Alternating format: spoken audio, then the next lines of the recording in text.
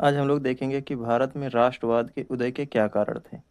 आप लोगों को कॉपी पर समझाने की कोशिश की है ताकि आप लोग को ये पता चल सके किस तरह से लिखना है, कॉपी पर कैसे लिख सकते हैं।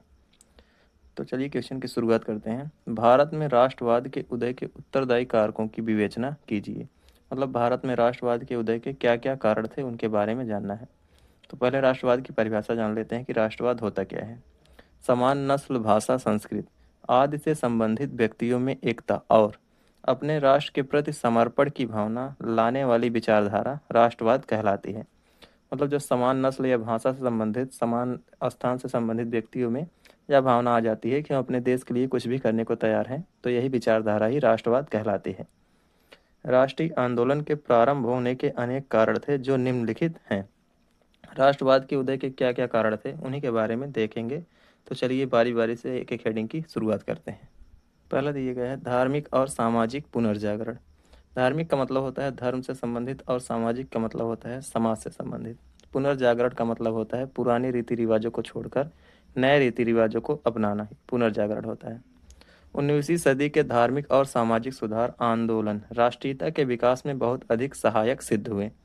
इस प्रकार के सुधार आंदोलनों में ब्रह्म समाज, आर्य समाज, रामकृष्ण मिशन और थियोसॉफिकल सोसाइटी का नाम प्रमुख रूप से लिया जा सकता है। मतलब ये कुछ संगठन बनाए गए थे जो समाज में सुधार का काम करते थे और इनके द्वारा भी लोगों के मन में यह विचार लाए गए कि वे अपने देश के लिए कुछ कार्य करें। राजा राम मोहन राय, स्वामी दयानंद सरस्वती, विवेकानंद और श्रीमती एनी बेसेंट आदि नेताओं ने इन आंदोलनों के माध्यम से भारतीय सामाजिक जीवन की बुराइयां दूर कर उनमें सुधार के भाव उत्पन्न किए। मतलब ये जो संगठन बनाए गए थे ये इन्हीं लोगों के द्वारा ही बनाए गए थे। ब्रह्म समाज की स्थापना राजा राम मोहन राय ने की थी। आर्य समाज की स्थापना स्वामी दयानंद ने की थी। रामकृष्ण मिशन की स्थापना स्वामी विवेकानंद ने की थी और थियोसॉफिकल सोसाइटी की स्थापना श्रीमती एनी बेसेंट ने की थी। ये इन्हीं के माध्यम से ही समाज में सुधार कर रहे थे तथा उनकी आत्महीनता की भावना को नष्ट कर उनमें आत्मविश्वास और आत्माभिमान की भावना को जागृत किया। मतलब उनके अंदर से जो आत्महीनता आ गई थी कि हमारी संस्कृति कुछ नहीं है, हमारा देश कुछ नहीं है, इस भावना को समाप्त किया इन्होंने। अब उनमें यह विचार उत्पन्न हुआ कि वे पराधीन क्यों हैं, मतलब दूसरों के अधीन क्यों हैं, अंग्रेजों के गुलाम क्यों हैं। उन्हें स्वतंत्रता की प्राप्ति हेतु प्रयत्न करना चाहिए। मतलब वो सोचने लगे कि हम अपने देश के लिए कुछ कार्य करें और यही विचारधारा ही राष्ट्रवाद थी। अगली हेडिंग देखते हैं पश्चिमी शिक्षा। पश्चिमी शिक्षा का मतलब अंग्रेजी शिक्षा से है। तो अंग्रेजों ने यहाँ पर पश्चिमी शिक्षा की शुरुआत की जिससे कि वो अपने साम्राज्य को बढ़ा सकें, लेकिन यह बाद में जा कर के भारतीय लोगों के हित में ही हो गई थी।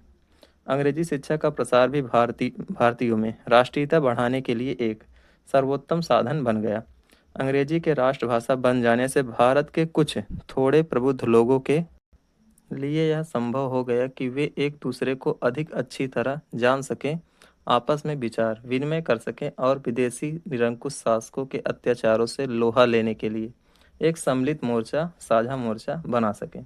तो जब अंग्रेजी शिक्षा को यहाँ पर अनिवार्य कर दिए गए सीखना, तो इससे जो लोग थे एक दूसरे के संपर्क में आना शुरू हो गए। जो पहले दूसरों की बातों को नहीं समझ सकते थे, वे अब दूसरों की बातों को भी समझ सकते थे क्योंकि भाषाएं अलग अलग थी। तो लेकिन जब अंग्रेजी को ही भाषा मुख्य बना दिए गए तो लोग उसी भाषा में एक दूसरे से बात कर सकते थे और अपनी परेशानियों का विनिमय कर सकते थे, लेन देन कर सकते थे। जैसे उत्तर प्रदेश की भाषा अलग है, हिंदी बोली जाती है, और तमिलनाडु की भाषा अलग है, तो एक दूसरे की भाषाओं को समझ नहीं सकते हैं। लेकिन अंग्रेजों ने हर जगह पर अंग्रेजी सीखना अनिवार्य कर दिया जिससे लोग आपस में बातचीत कर सकते थे। पश्चिमी साहित्य, दर्शन और इतिहास ने भारतीयों में नागरिक स्वाधीनता और राष्ट्र के प्रति अनुराग जगा दिया। मतलब जब यहाँ पर किताबों को लिखना शुरू किया गया, जो पश्चिमी साहित्य थे, अंग्रेजों के द्वारा लिखी गई किताबें थी, उन सब ने यहाँ पर लोगों को जागरूक कर दिया, अपने अधिकारों के बारे में बता दिया, जिससे लोग अपने देश के लिए लड़ने को तैयार हो गए और उनमें एक विचारधारा आ गई कि हम अपने देश के लिए लड़ेंगे, और यही विचारधारा ही राष्ट्रवाद थी। अगली हेडिंग देखते हैं, इतना ही पढ़ना है, बहुत ज़्यादा नहीं पढ़ना है। अगली हेडिंग देखते हैं भारतीय समाचार पत्रों और देसी साहित्य का विकास। भारतीय समाचार पत्र मतलब अखबार जो यहाँ पर छपते थे वो सब, और देसी साहित्य मतलब जो यहाँ की किताबें लिखी गई भारत की, वही देसी साहित्य थे। तो जब यहाँ पर इनकी शुरुआत की गई तो इससे लोग अपने अधिकारों के बारे में जान सके और भारत की स्थिति के बारे में भी जान सके कि अंग्रेजों ने कैसे इसकी स्थिति बना रखी है और कोई भी इनसे संतुष्ट नहीं है। तो ये सभी जो कार्य किए गए, इनके माध्यम से भी लोगों में यह विचार आया कि वे अपने देश को आज़ाद कराए और उनसे राष्ट्रवाद का उदय हुआ। पाश्चात्य शिक्षा के प्रभाव से देश में प्रेस विकसित हुआ और समाचार पत्रों की संख्या में आशातीत वृद्धि हुई। मतलब जब यहाँ पर अंग्रेजी शिक्षा की शुरुआत की गई तो यहाँ पर प्रेसों की संख्या में भी वृद्धि की गई। भारत का जो पहला समाचार पत्र चलाया गया था भारत में, वो हिक्की गजट के नाम से जाना जाता है, जिसको एक अधिकारी जो यूरोप के अधिकारी थे उन्होंने ही चलाया था, जिसका नाम जेम्स ऑगस्टस हिक्की था। भारतीय समाचार पत्रों ने अंग्रेजी पत्रों के भारत विरोधी प्रचार का करारा उत्तर दिया और भारतीयों को विदेशी शासन की त्रुटियों से परिचित कराया। तो भारत के जो समाचार पत्र छपते थे उनमें अंग्रेजों की गलतियों को दिखाया जाता था कि किस तरह से उन्होंने भारत की स्थिति को खराब कर दिया है। जैसे संवाद कौमुदी, बॉम्बे समाचार, बंगदूत, राष्ट्र गुफार, अमृत बाजार पत्रिका, तो ये सब पत्रिकाओं के नाम दिए गए हैं जिनके माध्यम से लोगों को जागरूक किया गया था। तो सब याद करने की जरूरत नहीं है, 2-3 याद कर लीजिएगा बस। कुछ लेखकों ने भी राष्ट्रीयता के विकास में बहुत योग दिया, जैसे बंकिम चंद्र ने आनंद मठ की रचना की। तो कुछ लोगों ने किताबों को भी लिखा था जिसके माध्यम से लोगों को जागरूक किया गया था। भारतेंदु हरिश्चंद्र ने भी रचनाएं हिंदी में लिखना शुरू किया, जिससे लोग जागरूक हुए और अपने देश को आज़ाद कराने के बारे में सोचने लगे और जिससे राष्ट्रवाद का उदय हुआ। अगली हेडिंग देखते हैं, आर्थिक असंतोष मतलब धन से संबंधित असंतोष, संतुष्ट न होना। तत्कालीन भारत की आर्थिक दीनता के संबंध में 1900 ईस्वी में सर विलियम डिग्बी ने लिखा था, करीब 10 करोड़ मनुष्य ब्रिटिश भारत में ऐसे हैं जिन्हें किसी भी समय भरपेट अन्न नहीं मिलता है। इस अधःपतन की दूसरी मिसाल इस समय सभ्य और उन्नतशील देश में कहीं भी दिखाई नहीं दे सकती है। यह वही भारत था जो 17वीं सदी तक सोने की चिड़िया कहलाता था। ईस्ट इंडिया कंपनी ने भारत के उद्योग धंधों को प्रायः समूल नष्ट कर दिया था और व्यापार पर उनका पूर्ण अधिकार स्थापित हो गया था।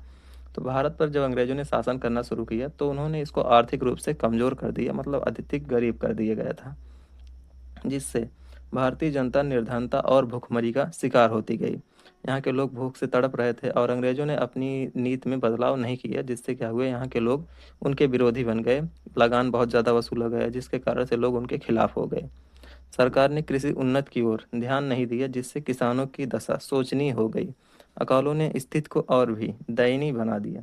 मतलब यहाँ पर अकाल भी पड़ना शुरू हो गया जब किसानों की स्थिति में सुधार नहीं हुआ, खेती पर ध्यान नहीं दिया गया, तो इससे अकाल पड़ना शुरू हुए और स्थिति बहुत ज़्यादा खराब हो गई और लोग पूरी तरह से अंग्रेजों के खिलाफ हो गए और वो उनसे छुटकारा पाना चाहते थे, जिसकी वजह से उन्होंने उनका विरोध किया और उनमें राष्ट्रवाद का उदय हुआ।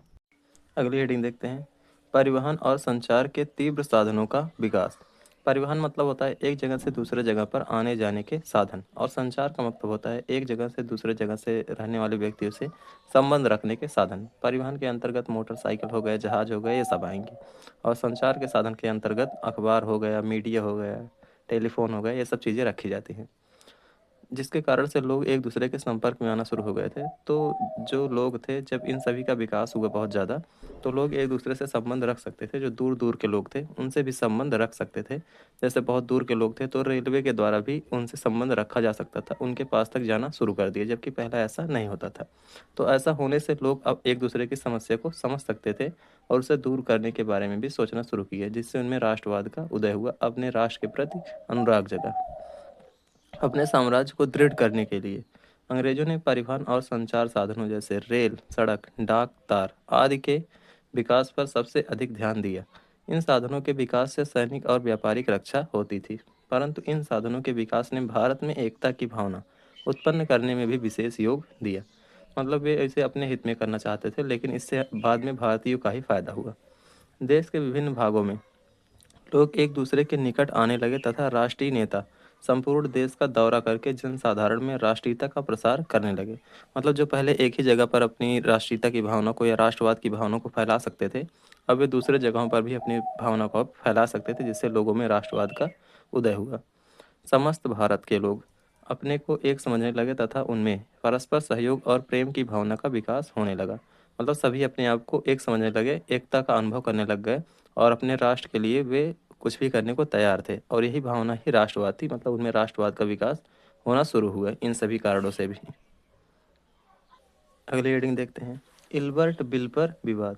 इल्बर्ट बिल का मतलब है कि एक कानून था या विधेयक। मतलब कानून जब बना नहीं रहता है तो उसकी रूपरेखा जब प्रस्तुत की जाती है तो उसी को बिल या विधेयक के नाम से जाना जाता है। तो एक कानून लाया गया था पीसी इल्बर्ट के द्वारा, जिसको इल्बर्ट बिल के नाम से जाना जाता है। तो इसमें यह व्यवस्था दी गई थी कि जो भारत के लोग हैं, भारत के जो जज हैं, वे अंग्रेज अपराधियों के मुकदमे सुन सकते हैं और उन्हें दंडित कर सकते हैं।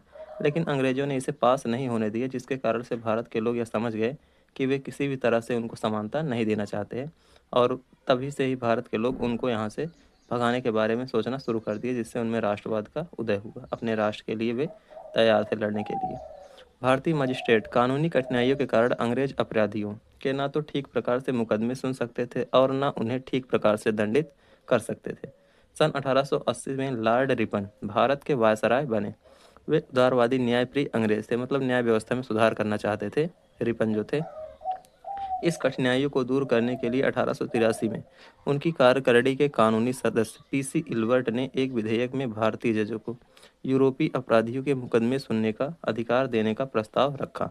मतलब जो कानून लाया गया उसमें यह व्यवस्था की गई कि भारत के लोग जो हैं, भारत के जो जज हैं, वे अंग्रेज अपराधियों के मुकदमे सुन सकते हैं। भारत में रहने वाले अंग्रेजों ने इसे अपना अपमान समझा और इस विधेयक का घोर विरोध किया और एक आंदोलन प्रारंभ किया। अंग्रेजों के विरोध के कारण इल्बर्ट बिल को वापस ले लिया गया, मतलब जो कानून लाया गया था उसको वापस ले लिया गया। उनका मतलब था कि वे केवल अंग्रेज ही उनके मुकदमों को सुन सकते हैं।